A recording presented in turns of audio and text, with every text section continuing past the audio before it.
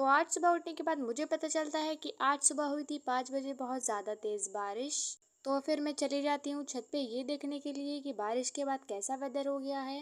तो छत पे आने के बाद मैंने देखा कि बारिश के बाद काफ़ी अच्छा वेदर हो गया था और काफ़ी गर्मी भी कम हो गई थी। वैसे तो इतने दिनों से काफ़ी गर्मी हो रही थी, लेकिन अभी गर्मी थोड़ी कम हो गई है। और उसके बाद मैं आ गई थी नीचे। नीचे आके फिर मैंने नाश्ता किया था। फिर मैंने देखा था कि मेरी अम्मी आज बना रही हैं हलीम। और आप लोग कमेंट्स में बताना कि आप लोग उसको क्या बोलते हो। हमारे यहाँ तो इसको हलीम ही बोलते हैं।